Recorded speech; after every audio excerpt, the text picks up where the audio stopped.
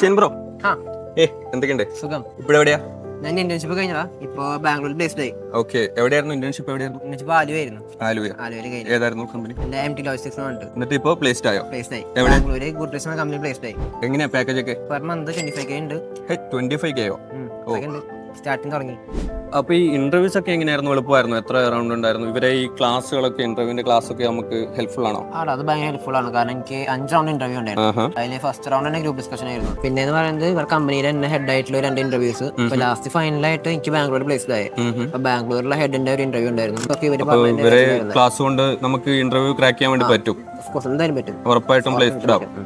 ഞാൻ actually transfer academic വന്നത് എനിക്ക് ഏവിയേഷൻ ഫീൽഡിലേക്ക് ചൂസ് ചെയ്യാനായിരുന്നു. പക്ഷെ എനിക്ക് സ്പെക്സിൻ്റെ ഒരു ഇഷ്യൂ ഉള്ള കാരണം എനിക്ക് ആ ഫീൽഡിലേക്ക് പോകാൻ പറ്റിയില്ല. അത് കഴിഞ്ഞിട്ടാണ് ഞാൻ ലോജിസ്റ്റിക്സിൻ്റെ ഫീൽഡിനെ പറ്റി അറിഞ്ഞത്. അപ്പോൾ അതിനുശേഷം ലോജിസ്റ്റിക്സ് കോഴ്സ് ചേർന്നു. എനിക്ക് ആക്ച്വലി എയറിൽ പോകാനായിരുന്നു താല്പര്യം. പക്ഷേ ഇപ്പോൾ സീലാണ് പ്ലേസ്ഡ് ആയിരിക്കുന്നത്.